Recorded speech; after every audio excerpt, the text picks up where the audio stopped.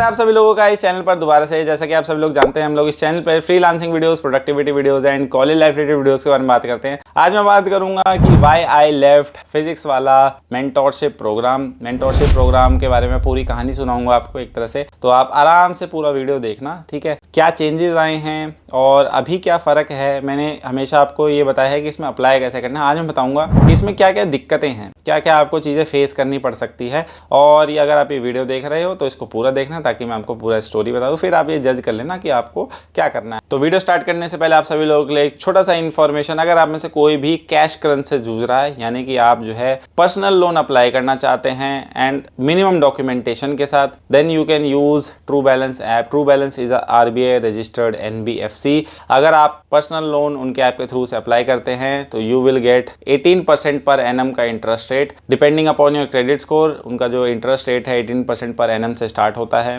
RBI registered NBFC है। मैंने description box में लिंक दे दिया है। आप 15,000 से 2 लाख रुपीस तक का लोन इस ऐप पे बिना डॉक्यूमेंटेशन के, based on your credit score, credit history and based on your CIBIL जो है, आपको लोन अप्रूव करता है। This is RBI registered NBFC as I said earlier. तो मैंने डिस्क्रिप्शन बॉक्स में लिंक दिया। If you want to apply for a personal loan you can definitely apply via True Balance app. तो चलिए video को जो है स्टार्ट करते हैं आगे। पहले मैं एक चीज़ बता दूं कि आई लव फिजिक्स वाला एज अ प्लेटफॉर्म ये अकेला प्लेटफॉर्म है जो एज अ कॉलेज स्टूडेंट भी आपको फ्रीलांसर हायर करता है। ऐसे बहुत कम प्लेटफॉर्म्स है जो कॉलेज स्टूडेंट्स को इतनी प्रायोरिटी देता है। बट ओवर द टाइम जो है कुछ चीज़ें चेंजेस हुए हैं, कुछ चीज़ें बदले हैं, जिसकी वजह से जो है कुछ चीज़ें डिटोरेट भी हुई है। एंड ऑब्वियसली बात है, समय के साथ चीज़ें बदलती हैं, तो कुछ चीज़ें जो है खराब दिशा में बदली है। उसमें से एक था mentorship programme. I don't know from the बच्चों के पॉइंट ऑफ व्यू बच्चों को क्या लगा है। पहले मेंटोरशिप में बच्चों को कितना फ़ायदा लगता था, अब जो है कितना फ़ायदा, वो तो बच्चे ही बताएंगे। बट एज अ मेंटोर चीज़ें बहुत चेंज हुई है। पहले क्या होता था, मैं अब स्टार्ट करता हूँ वीडियो को।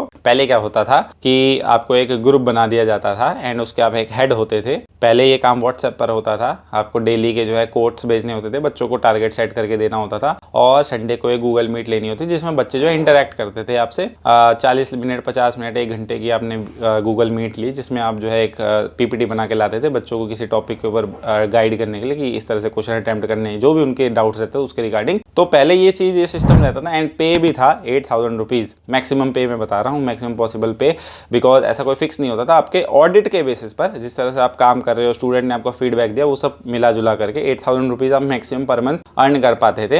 And I am currently a final year MBBS student at VMMC Safdarjung hospital. तो जब 2021 में मैं आया था तब फिजिक्स वाला ने ये चीज़ स्टार्ट करी थी। और उस समय जो है क्योंकि बहुत सारी फंडिंग भी आ रही थी, डेफिनेटली जो है काफ़ी कैश बर्न भी चल रहा था। तो ऑलमोस्ट जिन भी लोगों को काम कर भी रहे थे, नहीं भी कर रहे थे, तो उन्होंने सबको 8-8 हज़ार रुपये देना स्टार्ट कर दिया। वो स्टार्टिंग का फेज़ था। वो मुझे ऐसा लगता है उस समय सेटल ही हो रहे थे कैसे चीज़ों को आगे बढ़ाना है। बट आगे जाकर के जब चीज़ें सेटल हुई, बहुत स्मूथली काम होता था। संडे को जो है मीट लेना, पूरे वीक में जो है कोट्स वगैरह भेजना, एंड सैलरी वॉज, मैं बोलता हूँ कि जितना काम कराया था उसके लिए डिसेंट था। जो काम जो है चल जाता था। एक पॉकेट मनी के रूप में अगर मैं देखूँ एक कॉलेज स्टूडेंट के लिए, तो 8,000 रुपये बहुत अच्छा खासा अमाउंट होता है। तो चीज़ें आगे बढ़ी और रिसेंटली जो है लास्ट ईयर के दौरान कुछ चेंजेस आए। चेंजेस क्या आए कि इन्होंने जो है ये ग्रुप वाला सिस्टम हटा दिया, ग्रुपिंग वाला सिस्टम हटा के अब इंडिविजुअल 1-on-1 कॉल कर दिया। यानी कि कोई ग्रुप नहीं बनेगा, कोई आपका किसी स्टूडेंट से कोई कनेक्शन नहीं है। अब क्या है, आप एक मेंटोर हो, आपकी कॉल बुक करेगा स्टूडेंट। कोई बहुत सारे बैचेस के साथ इन्होंने 1-on-1 कॉल भी दिया। इसमें क्या करते हैं कि लिमिट देते हैं कि हम जो है पूरे 12 मंथ्स में आपको जो है 25 कॉल्स देंगे या 20 कॉल्स देंगे। इस तरह का सिस्टम इन्होंने करा और मेंटोर को जो है कनेक्ट करना स्टार्ट करा। मैंने कुछ दिन इसमें काम करा, मुझे लगा कुछ नया सा चीज़ है, देखते हैं ट्राई करके।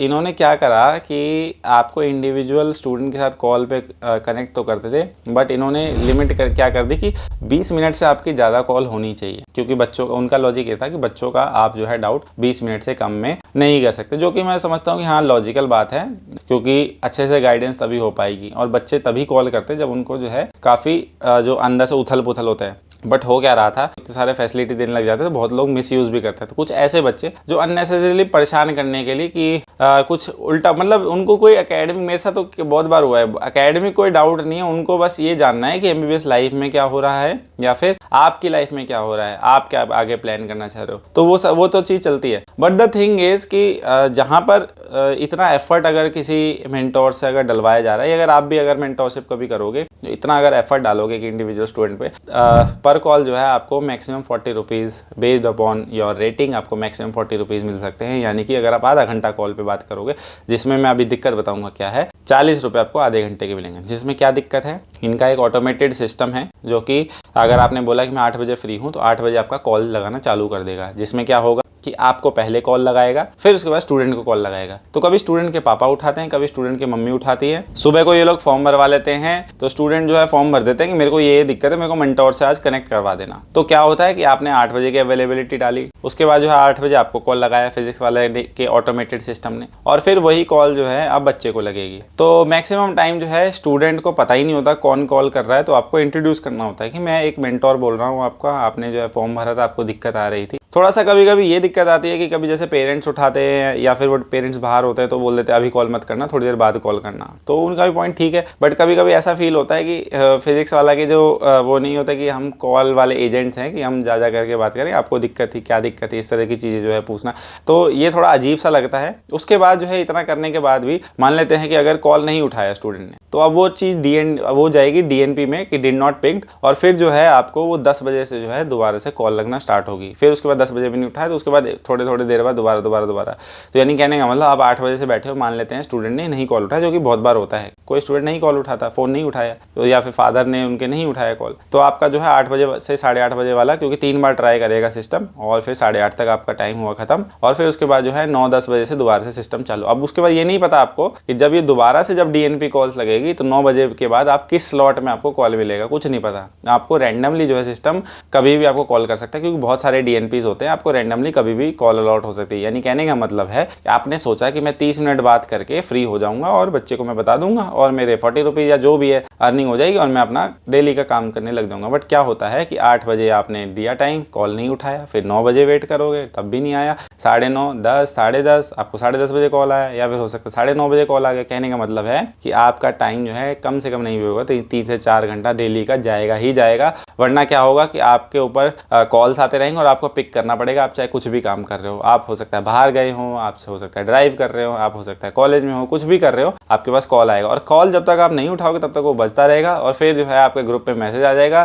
कि आप कॉल नहीं पिक कर रहे, आप कॉल पिक करो, आपकी रेटिंग खराब हो जाएगी, ये हो जाएगा, वो हो जाएगा। तो ये बहुत बड़ा पंगा है। Basically over the time mentorship में क्या हुआ है कि जो इनकी लीडरशिप है या जो टीम के जो लीडर्स हैं, उनका दिमाग इस तरफ नहीं चला कि हम जो है स्टूडेंट्स को क्या बेटर दे सकते हैं। उनका दिमाग ये चला कि जो ये मेंटोर्स है इनसे ज़्यादा से ज़्यादा काम कैसे करवाए। मुझे इस चीज़ का लॉजिक समझ नहीं आया, पर उनका हमेशा फोकस ये रहा कि ये कम काम कर रहे हैं, इनसे ज़्यादा काम करवाना चाहिए। तो ज़्यादा काम में कभी इन्होंने बीच में एक स्टार्ट करा था कि कॉलेज डाटा भेजना है। अब डेली के डेली आपको जो है कॉलेज डाटा भेजना है। कॉलेज डाटा में क्या, एक कॉलेज पकड़ो, उसकी जो है कट ऑफ बताओ कि मान लेते हैं वीएमएमसी की लास्ट ईयर की कट ऑफ थी ऑल इंडिया रैंक 200, या फिर ओबीसी कैटेगरी के लिए 500।